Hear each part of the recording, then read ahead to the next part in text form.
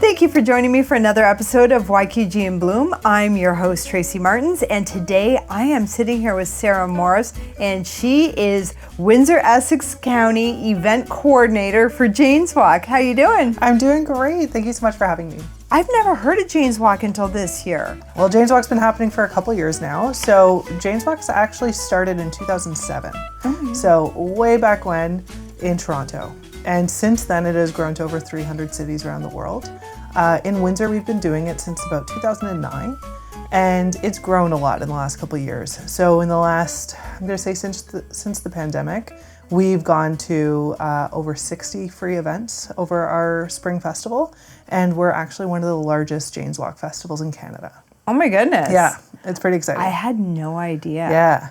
Now, how did the original Jane's Walk start? So the Jane of Jane's Walk is Jane Jacobs. So Jane Jacobs was a writer, an urbanist, an activist. She started her career in New York in the 1950s, where she really advocated for neighborhoods and really fought against the blockbusting that was happening in the 1950s, where entire neighborhoods were being torn down for big old highway projects. So Jane Jacobs was an activist at the time who really advocated to maintain those neighborhoods, including Greenwich Village. And her and other women, and really it was a lot of women who were advocating for those neighborhoods to be maintained, really fought to save them. In the 70s, she moved to Toronto, where she lived out the rest of her life and still advocated for neighborhoods. So she also advocated against tearing down parts of Chinatown, really fought for what she believed in. And then when she passed away, her friends and colleagues in Toronto wanted a way to commemorate her. And so they started doing Jane's Walks, again, celebrating neighborhoods. So the idea is you go out for a walk, you get to meet your neighbors, you get to have discussions, and you get to really live those principles that she was writing about. I can't believe that I had never heard about it before. Now, this is not just Windsor, it's also Essex County. That's correct. So our first weekend is April 23rd to the 26th, and that includes, let me list them out here. We have Point Pelee, Kingsville, Leamington, Amherstburg, Cottam, Comber, Woodsley, Tecumseh. I might be missing one. Harrow, thank you, and Colchester. Jane's Walk is not just a walk, but it can You're just correct. So for everyone to know, what a Jane's Walk is a 1 hour guided walking tour. Start and stop at the same spot. It's a nice little tour. You get to go. We've been doing this now for a couple of years, and we heard from people who said, I really can't walk for an hour, and I still want to participate. So we started introducing Jane's Talks last year, which are seated presentations in wheelchair accessible spots. And then there was sort of that middle one, which we call Jane's Tours, which are tours of historic or interesting buildings. So we have talks, walks, and tours. And we have a lot of different areas that they could just tour. Oh, absolutely. The buildings we have are amazing. Yeah. You were telling me, and actually I was looking it up, that there are some, it is free, but you have to register in order to go, and some are already sold out? Totally, within hours. Oh my goodness. Yes. We have an amazing fan base. We have people who are always waiting for the exciting tours. They're all very exciting tours, but some of them sell out very quickly. But registration fills up. We really want the groups to be very intimate. Mm-hmm. Again, we really respond to feedback from our participants. And one thing that they had told us was, sometimes it's hard to hear, and that really comes from when there's like 70 people at a tour. So we put a cap on them, and we've started to make them about 25 to 30 people. And we find that that's a nice group. It stays nice and intimate. You can have conversations, ask questions, do that. So we cap our walks at about 30 people, 25 to 30, and we found that really works. And it also makes people very excited to sign up because they want a spot. Okay, so I know my friend Eric Roberts, shout out to Brew Talk, is doing it at Erie Street Gastro Pub, and he's just doing a talk about brewery.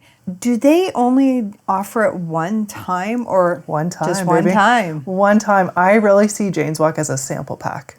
You just come in, you get to see what all the different clubs and groups and all the different topics are about, and then if you're interested, you can sign up and listen to Brew Talk, or you can join the Friends of Ojibwe Parkway or Friends of Ojibwe Prairie, or all these different other groups that exist 365 days of the year, but just come in and really get to meet each other. And it's almost like, a sample platter where you get to just try all the different things around town.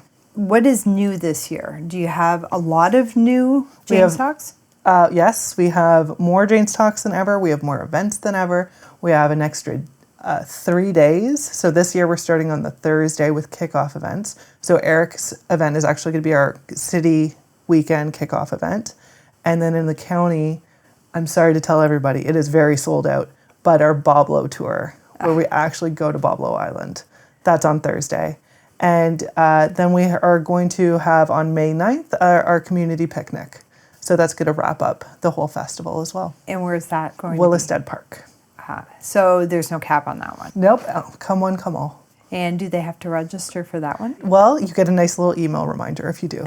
So it's nice to... I would be the one to forget. Yes. You can add it to your calendar. You can do all that. So it's nice to sign up that way.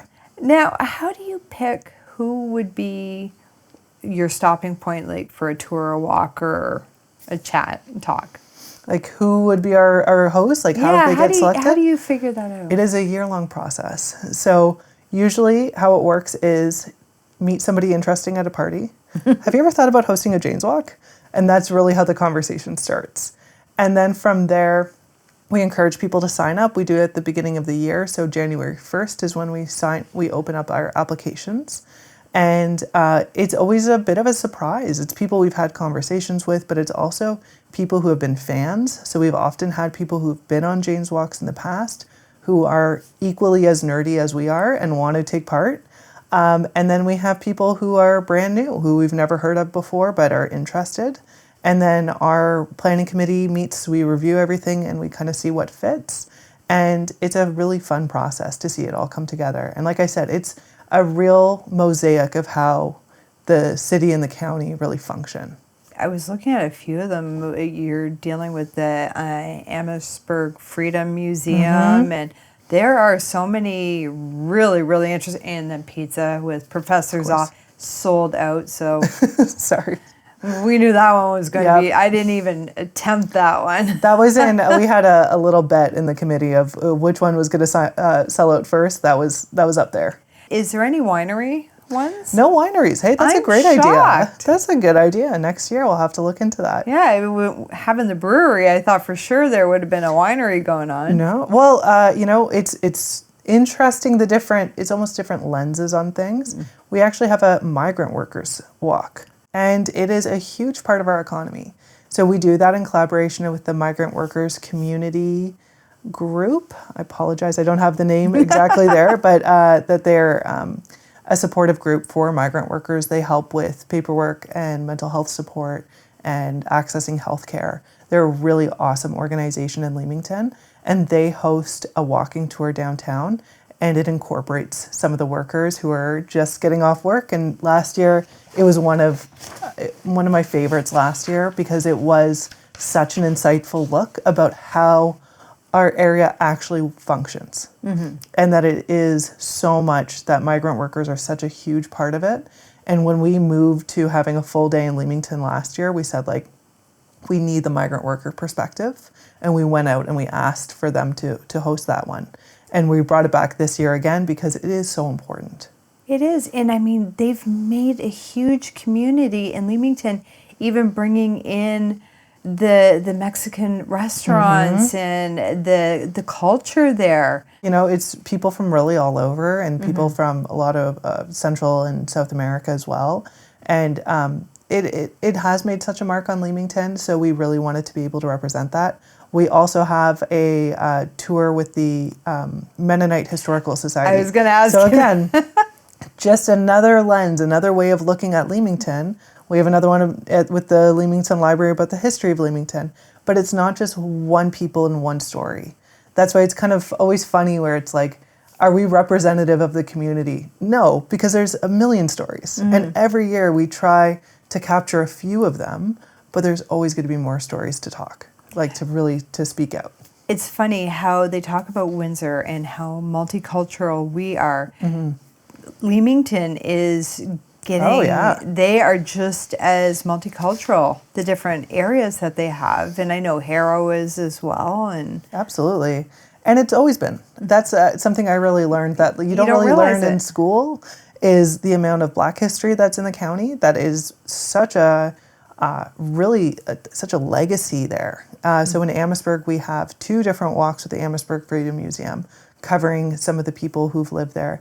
And then one of our Harrow walks is going to go to one of the cemeteries in Harrow that is part of the historic Black community that dates back to people who've come over as freedom seekers, as well as people who came over during the American War of Independence.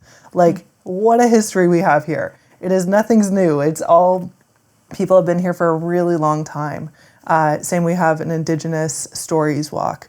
Again, people have been here for a long, long time, and it's just important to be able to shed light on some of those stories. well, and it's nice because those types of walks and talks, they make history more exciting, and to be a part of it, to be engulfed in it instead of sitting in a classroom where you get to be right there. I'm learning so much the last couple of years about the Windsor-Essex County area, and I can imagine going on a Jane's tour, it's going to be even more. Absolutely. There's always so much to learn. Every year I learn something.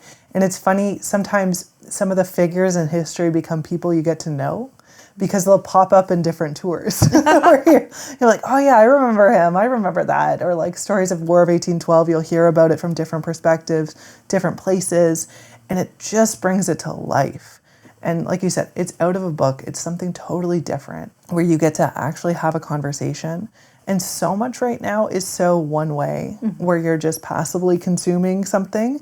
This is an engaging way to be part of your community and meet your neighbors. And we see people develop friendships along these walks and get to know each other. And yeah, it's so funny to, when you're online, it can be so heightened and mean and all that. And it's just such a different experience when you're in person and you get to talk to each other. Is there a new one that you're looking forward to catching this year? Oh, well, they're all my favorites. On the record, they are all my favorites. Oh yeah, I would have a hard time picking one to. I would say though, so I grew up in Tecumseh, so I'm from there. We haven't done a lot of Tecumseh stuff, which is a big shame of mine that we have not done more North Shore, which is where I'm from, and Bell River and St. Joachim and all that. That's more my area. And we're doing one in St. Anne's Cemetery, where I have some ancestors in there, and I've never really, I went to grade school a couple blocks away from there, and I haven't really explored it. So part of it is like my own curiosity and excitement. And throughout the years, I've said it's a really selfish pursuit of putting this on because I love to attend them. Yeah. And like that's why I'm doing it, because I want to go. And next year we gotta hit those wineries. shores. Oh yeah, the wineries, but also Bell River and absolutely. There's so much opportunity, and yeah. Well, so make it a third weekend. Why not? Keep it going. It's going to be a lot of fun. You have a lot of historical ones, a lot of fun ones like the pizza, the brewery. I mean, there's a little bit for everybody. Truly, like we really do try to bring in history, bring in all different kinds of lots about architecture, and really it's a pride of place where people are really proud of where they're from. They're proud of their neighborhoods, proud of where they grew up. So, if there's a place in the county or in the city that you're really passionate about, check out to see if we have a walk there. We have lots in Walkerville, South Walkerville for the first time this year. We have a couple there, which is really exciting that we're doing more in South Walkerville. And really come out and explore. That's really what we're inviting people to do, is to really check out and dig deeper into a place that you might just drive past.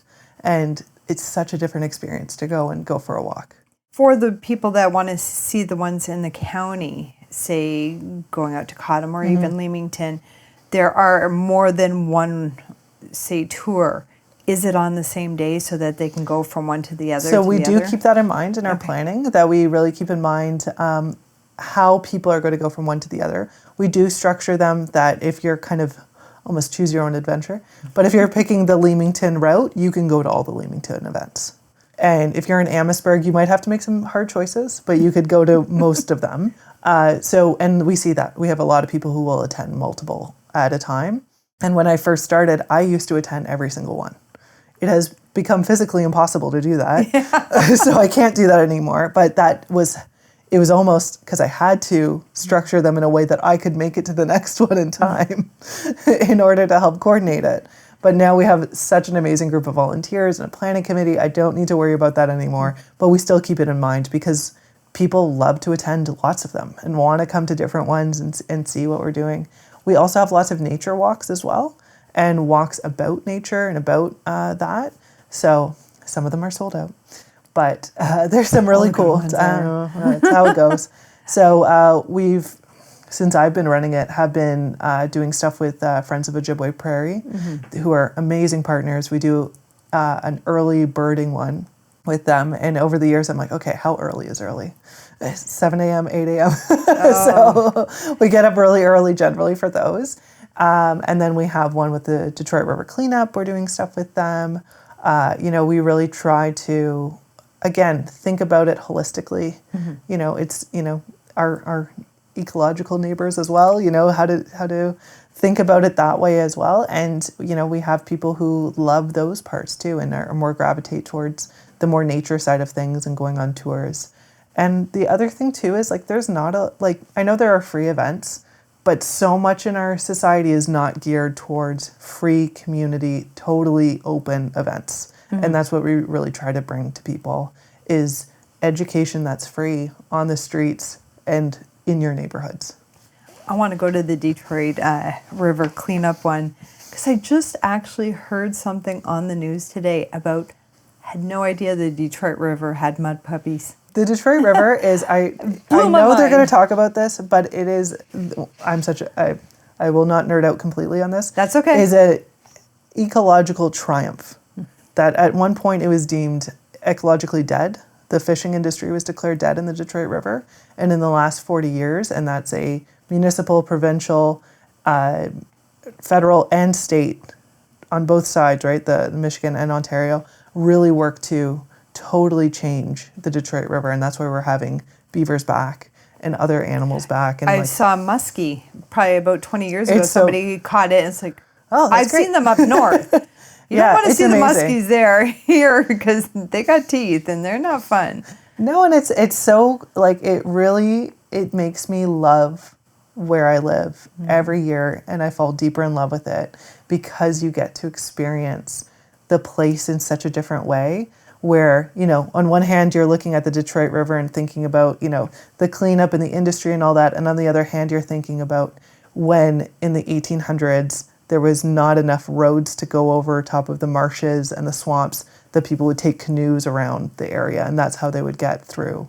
Things like that. It just makes you reimagine where you live in a really fun way.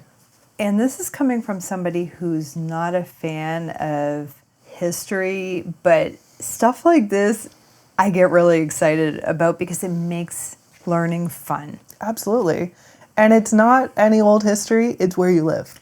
So you we get don't to learn know that in school. Exactly. So I have learned over the years, if you have a friend from out of town, hit me up because I will show them around.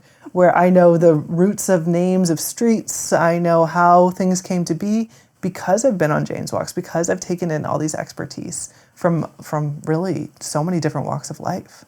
So have you been doing the Jane Walks in Windsor-Essex County from the get-go? No. So I started in 2015 as a host.